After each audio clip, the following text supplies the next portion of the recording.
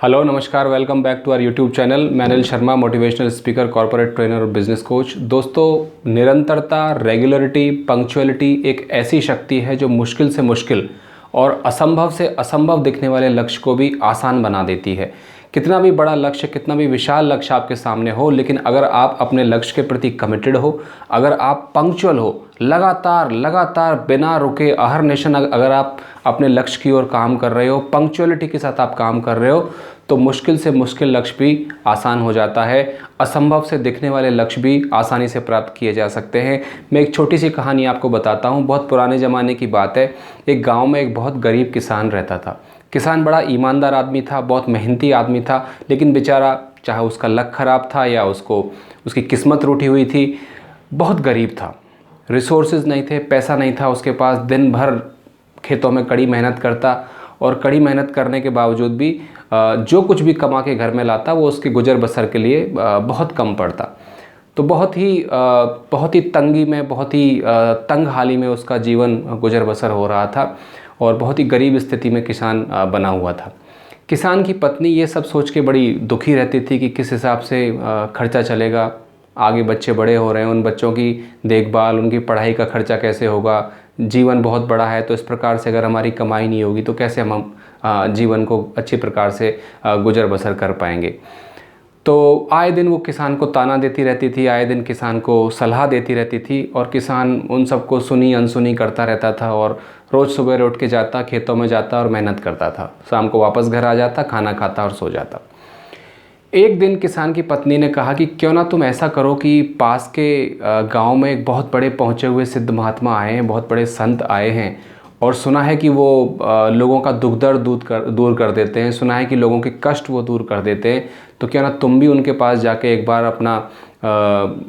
अपनी बदहाली को दूर करने का कोई उपाय जानकर आ जाओ। किसान के मन में तो नहीं था, लेकिन बेमन से, क्योंकि पत्नी कह रही थी तो पत्नी की बात रखने के लिए बेमन से वो चला गया। जब वो गया तो पास के गांव में एक मंदिर था। मंदिर में वो संत महात्मा रुके हुए थे और बहुत सारे श्रद्धालु, बहुत सारे ऐसे लोग जो अपनी समस्याओं का निवारण चाहते थे, जो अपने कष्टों का निवारण चाहते थे, उन संत महात्मा के दर्शन प्राप्ति के लिए लंबी कतार लगा के उसमें खड़े हुए थे। तो किसान भी गया, उसने देखा कि बड़ी लंबी कतार लगी हुई है, गया और खड़ा हो गया। 2 घंटे तक वो कतार में खड़ा रहा और 2 घंटे के बाद उसका नंबर आया। तो जब अंदर गया, वो जिस कमरे में, जिस कक्ष में महात्मा जी विराजमान थे, संत वो पुरुष विराजमान थे, तो किसान अंदर गया, झुककर उनको प्रणाम किया और बोला कि महात्मा जी, मैं बहुत गरीब आदमी हूँ और मेरी पत्नी ने कहा है इसलिए मैं आपके पास आया हूँ। कृपया मुझे अपनी गरीबी को दूर करने का कोई उपाय बताओ। किस प्रकार से मैं अपनी गरीबी को दूर कर सकूं, किस प्रकार से मैं अपने जीवन को और उठा सकूं। तो महात्मा जी ने उसकी तरफ देखा, मुस्कुराए और बोले कि बच्चा, तू कुछ एक नियम ले ले। ऐसा क्या काम है जो तू रोज बिना नागा किए, बिना गैप लिए, बिना रुके, बिना उसमें किसी भी प्रकार का व्यवधान लाए उसको रोज कर सकता है? क्या तू भजन कर सकता है रोज? किसान ने कहा कि महाराज, मैं तो बहुत गरीब आदमी हूँ, दिन रात खेतों में मेहनत करता हूँ, मैं क्या भजन करूँगा। तो तू बता और क्या कर सकता है? ऐसा काम जो तू लगातार कर सकता है, बिना रुके, बिना गैप लिए तू कर सकता है, उस काम को तू अपने रूटीन में शामिल करे, तब तो तेरा कुछ हो सकता है। किसान ने बहुत सोचा कि यार, ऐसा क्या काम है जो मैं बिना गैप लिए कर सकता हूँ, ऐसा क्या काम है जो मैं बिना व्यवधान लिए कर सकता हूँ, रोज़ कर सकता हूँ। उसने बहुत सोचा, बहुत सोचने के बाद उसने महात्मा जी से कहा कि महात्मा जी, मैं दिन भर खेतों में काम करता हूँ और सवेरे खेतों में जाता हूँ, हल चलाता हूँ, पेड़ पौधों की देखभाल करता हूँ, फसल की देखभाल करता हूँ, दिन भर मेरा सुबह से शाम तक खेतों में ही गुजरता है। मेरे पास में एक धोबी का खेत है, वो खेती बाड़ी नहीं करता है, लेकिन वो अपने चाक के बर्तन बनाने के लिए, मटके घड़े बनाने के लिए वहाँ से मिट्टी लेकर जाता है। वो भी दिन भर खेतों में काम करता है। तो मैं एक काम कर सकता हूँ कि रोज़ उस धोबी के दर्शन कर सकता हूँ, रोज़ उसको देख सकता हूँ। जैसे ही मैं खेत पे जाऊँगा सबसे पहले उसको देख लूँगा, तो ये तो मैं कर सकता हूँ। तो महात्मा जी ने कहा कि तथास्तु, तू ऐसा ही कर, तू रोज़ उस धोबी को देख और तब तक खाना मत खा जब तक कि तू उस रोज़ धोबी को नहीं देख ले। फिर 1 साल बाद पुनः मैं इस गाँव में आऊँगा और तब देखते हैं कि क्या होता है। मुझे पूरा विश्वास है कि तेरी किस्मत बदल जाएगी, लेकिन जो नियम तूने लिया है, इस नियम को मत तोड़ना। बोला कि अच्छा, इतना आसान है, बस मैं धोबी के दर्शन कर लूँ, बिना उसके दर्शन किए, खाना नहीं खाऊं, बोला हाँ इस वचन को, इस नियम को तू बड़ी शिद्दत से, बड़ी कमिटमेंट से निभाना। बोला कि ठीक है ये तो मैं कर लूँगा क्योंकि दिन भर मैं खेतों में रहता हूँ। तो ऐसा कहकर वो नियम देकर महात्मा जी रवाना हो गए, चले गए। अगले दिन किसान भी अपने घर पर आ गया और अगले दिन से उस नियम का पालन उसने प्रारंभ कर दिया। वो रोज़ सुबह अपने खेतों पर जाता, दिन भर मेहनत करता। दोपहर में जब खाना खाने का टाइम होता तो खाना खाने से पहले वह पास वाले खेत, अपने मुंडेर के पास जो उस तरफ खेत था, जो धोबी का खेत था, और धोबी वहाँ पर अपना काम करता रहता था, वो खुदाई करता था, तो उस धोबी को देख लेता था और देखने के बाद तब जाके अपना खाना खाता था। तो इस प्रकार से ये सिलसिला चालू रहा। 2 महीने निकल गए, 4 महीने निकल गए, 6 महीने निकल गए, साल भर निकल गया। रोज़ किसान का ये नियम बन गया कि वो दोपहर का खाना खाने से पहले धोबी के वहाँ जाए, धोबी के अपने खेत की मुंडेर पे खड़ा होकर उस धोबी को देख ले, देखने के बाद वापस अपने खेत में जाए, दोपहर का खाना खाए, दिन भर काम करे। 1.5 साल तक भी कुछ भी नहीं हुआ। तो किसान के मन में आया, यार बाबा जी ने ये नियम तो दे दिया, इस नियम का कोई फ़ायदा तो हो नहीं रहा, मेरी गरीबी तो दूर हुई नहीं, रुपए पैसे तो आए नहीं, पर चलो बाबा जी ने कहा है, नियम मैंने लिया है तो उस नियम का पालन करूँगा। एक दिन क्या हुआ कि किसान रोज़ की तरह, जो उसका रोज़ का नियम बना हुआ था, उस रोज़ की तरह वो सुबह से लेकर दोपहर तक खेतों में काम करता रहा। और जब दोपहर को खाना खाने का उसका जब समय हुआ तो उठकर, क्योंकि उसका रोज़ का नियम था कि धोबी को देखना है और उसको देखने के बाद खाना खाना है, तो वो अपने खेत की मुंडेर पर गया। खड़ा होकर उसने धोबी को देखा और धोबी को देख के तुरंत तेज़ी से वापस, क्योंकि भूख लग रही थी बहुत ज़ोर से, तो तेज़ी से वापस खाना खाने के लिए वो पुनः अपने खेत में आया।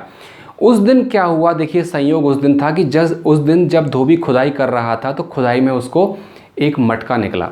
ज़मीन में कोई गड़ा हुआ मटका था जिसमें कि स्वर्ण की असरफियाँ, सोने की असरफियाँ, बहुत सोने और चांदी के सिक्के उस मटके में भरे हुए थे। और संयोग ऐसा बैठा कि जिस समय पर किसान उसको देखने के लिए आया, उसी समय धोबी ने वो मटका खोद कर निकाला। और जैसे ही किसान उसको देख कर गया, उसको लगा कि अरे यार, जो पैसा अभी धन मैंने ज़मीन से खोद कर निकाला है, लगता है इस किसान ने देख लिया। तो उसने पीछे से ज़ोर से आवाज़ दी, अरे भाई रुको रुको रुको रुको। उसको लगा कि इसने देख लिया है और ये पुलिस को बताने जा रहा है। तो जैसे ही धोबी ने कहा कि अरे भाई रुको रुको रुको, मुझे तुमसे बात करनी है, किसान ने बिना उसकी तरफ देखे बोला, नहीं नहीं कोई बात नहीं, मैंने तो देख लिया, मैंने तो देख लिया। अब एकदम से धोबी घबरा गया कि यार इसने तो देख लिया, मैंने धन निकाला है, ज़मीन में से गड़ा हुआ मटका निकाला है, अब ये पुलिस को बताने जा रहा है। वो तुरंत दौड़कर उस किसान के पीछे दौड़ा, दौड़कर उसके पैरों में गिर गया। बोला कि भाई तू ऐसा कर, पुलिस को बताने मत जाए, नहीं तो तू पुलिस को बताएगा तो मैं जेल जाऊंगा। ऐसा करते हैं, ये धन मैंने खोद के, जब मैं खुदाई कर रहा था तो ज़मीन में से ये मटका निकला, इसमें बहुत सारे सोने की अशरफियाँ हैं, चांदी के सिक्के हैं और अन्य प्रकार के मूल्यवान जवाहरात हैं। तो क्यों ना हम इन दोनों को, हम इस पूरे धन को हम आधा आधा कर लें। तो पुलिस को मत बता, आधा तू रख ले, आधा मैं रख लेता हूँ, और तू भी सुखी और मैं भी सुखी। पुलिस को बताओगे तो ना तेरे हाथ कुछ लगेगा ना मेरे हाथ कुछ लगेगा। किसान ने कहा अरे यार, ये तो ऊपर वाले ने छप्पर फाड़ के दे दिया। बोला कि ठीक है, मैं पुलिस को नहीं बताऊंगा, आधा धन तो मुझे दे दे और आधा धन तू रख ले। दोनों ने धन का बंटवारा कर लिया और दोनों सुखी सुखी अपने घरों की ओर चले गए। दोस्तों, एक छोटी सी कहानी है, लेकिन इस कहानी के माध्यम से एक बहुत बड़ा नियम हमारे सामने उजागर होता है, और वो नियम है द पावर ऑफ पंक्चुअलिटी, निरंतरता। जो भी आप काम करें, जिस भी लक्ष्य के प्रति आप काम करें, जो भी आपका रूटीन है, अगर आप उसमें निरंतर हैं, रेगुलर हैं, बिना रुके आप उसको कर रहे हैं, तो एक ना एक दिन आपको अवश्य लाभ होता है। अक्सर मैं लोगों को देखता हूं, अक्सर बहुत सारे लोग मेरे पास आते हैं, काउंसलिंग सेशंस में आते हैं, कॉर्पोरेट ट्रेनिंग्स में आते हैं, जहाँ मैं मोटिवेशनल सेमिनार्स लेता हूँ, उसमें आते हैं। बोला कि हम किसी काम को बहुत जोश और उत्साह के साथ शुरू करते हैं, बड़ा उस समय हमें उत्साह रहता है, एंथुजियाज्म रहता है, और महीने 2 महीने के बाद वो सारा उत्साह ठंडा हो जाता है और हम उस निरंतरता को, उस पंक्चुअलिटी को हम फॉलो नहीं कर पाते, मेंटेन नहीं कर पाते, और उसकी वजह से कई बार ऐसा होता है कि लक्ष्य तक हम नहीं पहुंच पाते। तो दोस्तों, आज का जो प्रिंसिपल है, आज का सिद्धांत जो इस वीडियो के माध्यम से मैं आपको देना चाहता हूं, वो है बी पंक्चुअल। जो भी आप करें, जो भी गोल आप लें, जो भी आपका लक्ष्य है, आप बिना रुके रेगुलरिटी के साथ, पंक्चुअलिटी के साथ उस लक्ष्य की प्राप्ति में लग जाएं। जितना आपके लाइफ में रेगुलरिटी रहेगी, जितना आपके लाइफ में कंसिस्टेंसी रहेगी, और जितना आपकी लाइफ में पंक्चुअलिटी रहेगी, आपके सफल होने की संभावना उतनी ही बढ़ जाती है। So always be punctual. इस प्रकार की और जानकारी को प्राप्त करने के लिए कृपया हमारा YouTube चैनल सब्सक्राइब कीजिए और नीचे बेल के बटन को दबाइए। बहुत